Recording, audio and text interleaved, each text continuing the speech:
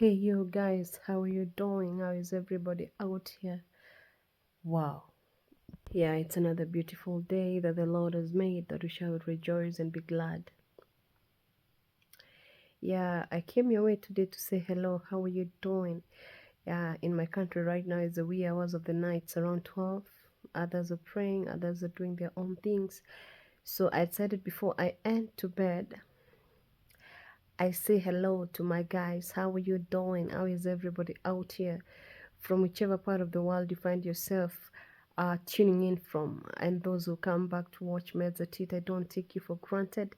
Neither do I think that you don't have anything else to do, but I appreciate you for the love that you show each and every day, for the amount of time you spend to watch. Like I always say, 10 people watching, it means a lot.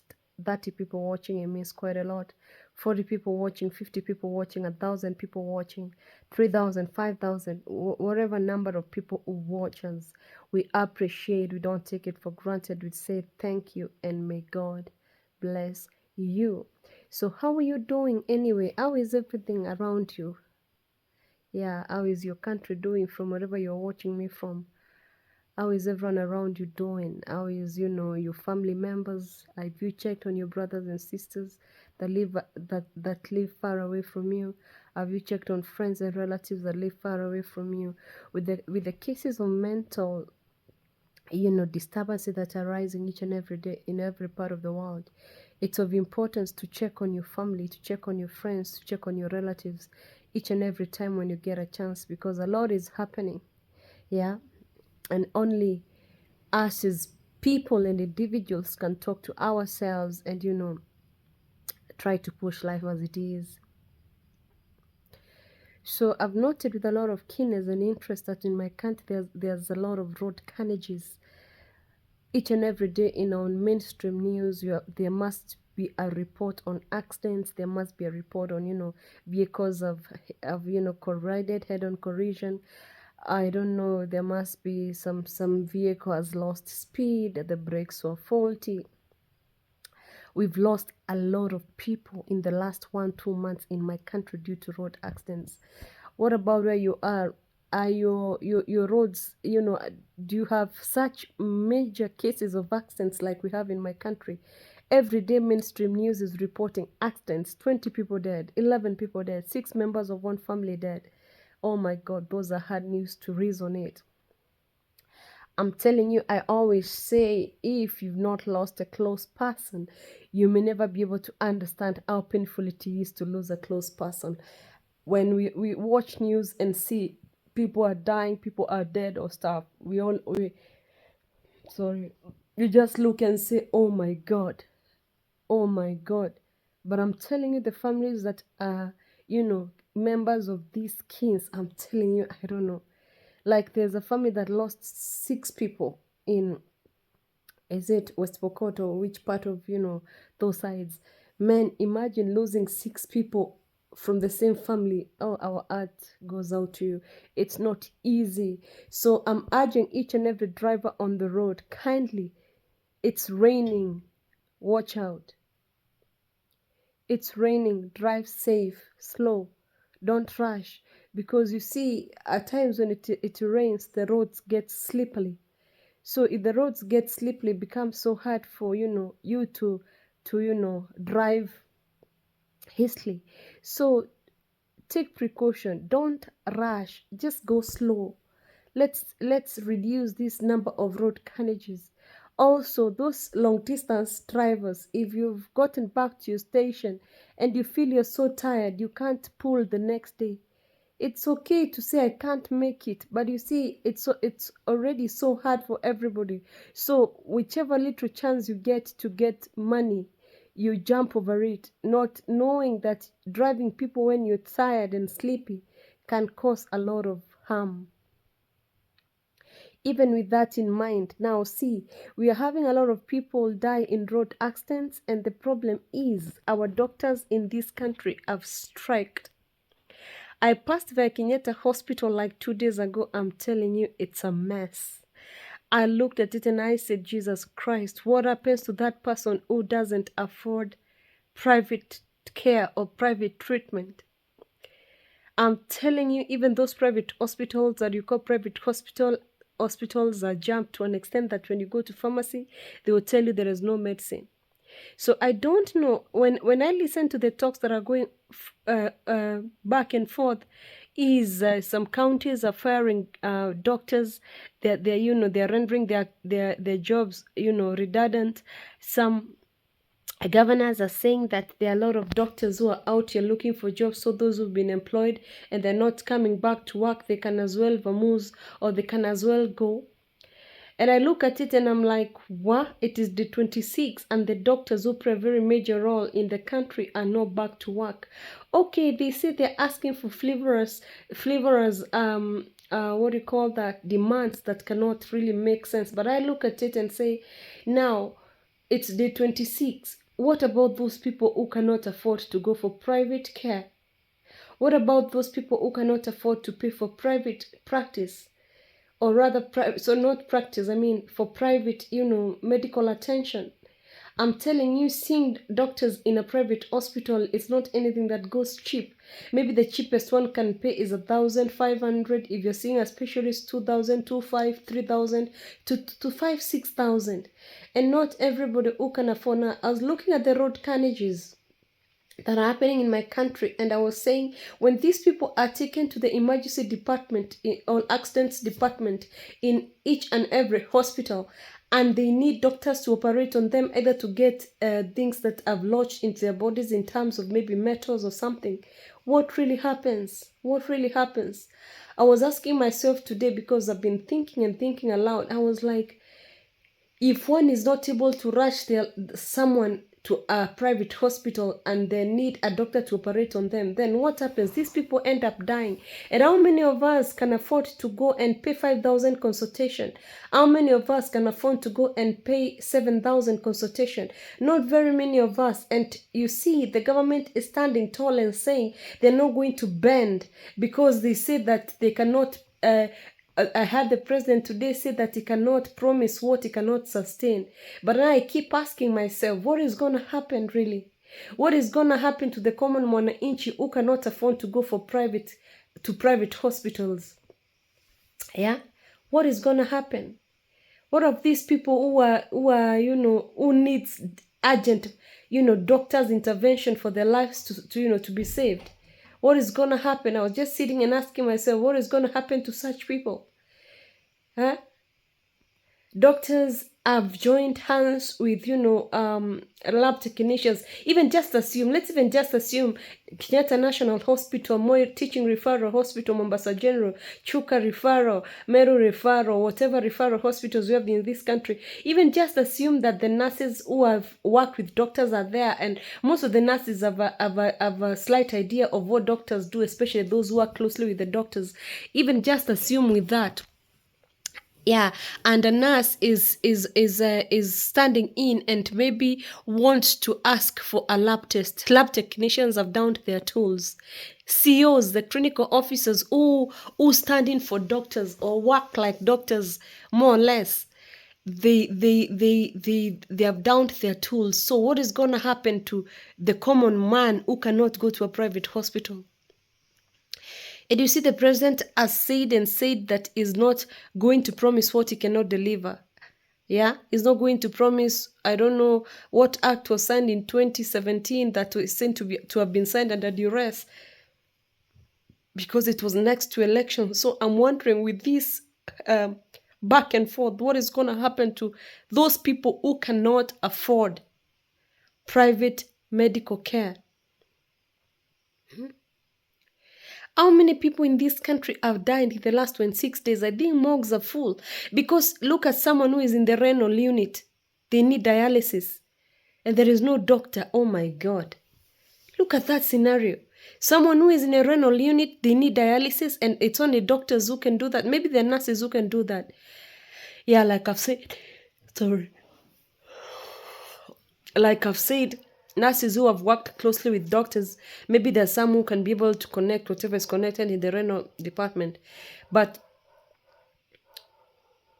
I mean, that's why they're doctors. They have a speciality. That's why they started 7 years plus, because there are things that they can do that nurses cannot do, and just assume that now they're not in the hospitals, what is gonna happen? One cannot even take a test in the lab because the lab technicians have also downed their tools. The CEOs have also downed their tools. I mean, I'm wondering what is gonna happen, because looking at that scenario, man, my country is in chaos. Oh my God. We don't have doctors in referral hospitals, which common wananchi affords to go. The only place you can get doctors at a fee, and a serious fee, is private hospitals. And I'm telling you for sure, for real, not everybody who can afford to go to a private hospital. So you'd rather stay, like they were showing on the screen another day of a woman who has been going to the hospital to see a certain doctor every month. And now she's not been able to see that doctor, and she can't even see. I don't know what medicine the doctor prescribes. I'm talking, the blood pressure shot up. So I was just silent and asking, especially because of the road carnages. I was saying in the accident department, when people are rushed to the hospitals with metals lodged in their bones, there are doctors who can operate on them and remove the metals. Now the doctors are not there. What is happening? And I'm telling you, there are too many accidents, until I'm like, oh my God. Let us go back to God and ask for forgiveness, just as the book of 2 Chronicles chapter 7 verse 14 says. Those who humble themselves and recognize what they have done wrong and go to God and seek for forgiveness, He will heal their land.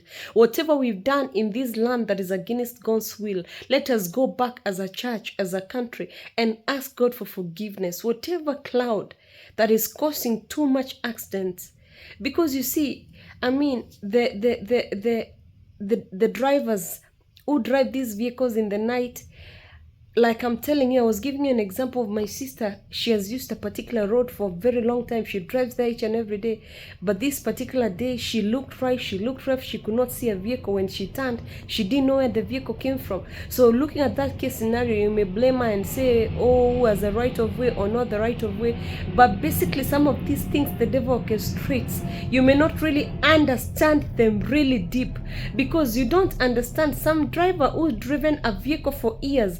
Vehicles like Kenneth and Sylvia, these vehicles, they don't cause any accidents, but how a vehicle lost its brake around Nithi, the Killer Bridge, you cannot understand, because these vehicles have never and are not in the records of causing accidents.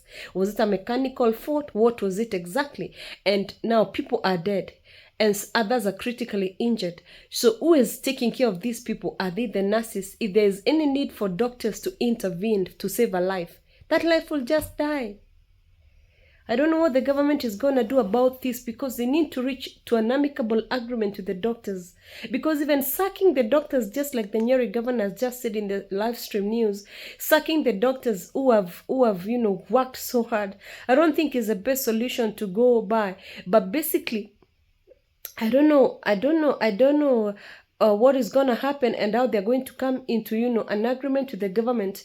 Dr. Davji, who is the head of KPMDU, I don't know what is going to happen for you to come in agreement with the government, because people are dying. I'm telling you, the hospitals are critical. People are desperate. You see, those things that doctors do in hospitals are major, and that's why the government should look into this agreement and see what they can do for doctors. Because honestly, the things doctors do and nurses, actually I feel like doctors, nurses, and teachers, nursery teachers plus, they should be the people who get, even the other teachers, they should be the people who are paid so much actually I feel like the people who should be paid so much in a country are teachers and doctors. And because all these people, we pass through them. No legislators and MPs and governors who should earn too much money. No, I feel like doctors and teachers should earn too much, because they're the people who do a lot of work. So I don't know what the government is going to do to ensure that they work on this thing, because it's getting out of hand. You'd imagine how many people have died in 26 days. Yeah? You cannot even imagine how many people have lost their lives in 26 days. I was in Coptic Hospital just another day, and I'm telling you, when you turn like these people, turn like these people, turn like these people, there were so many people, yani, until you don't get medicine in the pharmacy, because medicines are over. Why? Because at least it is pretty affordable. It's an Orthodox powered church. It's pretty affordable, for not so affordable, but a bit affordable. Even another day I passed through, I was in Nairobi hospital. It's very expensive hospital, I'm telling you, but it was so full. Yani, because what will people do if you're used to go to a referral hospital, right? And there are no doctors in the referral hospitals. And these doctors, you find them in these private hospitals. What can you do? You're going to look for money to go there because you don't have an option. If not, your kin is going to die. How many people have been brought on mainstream news?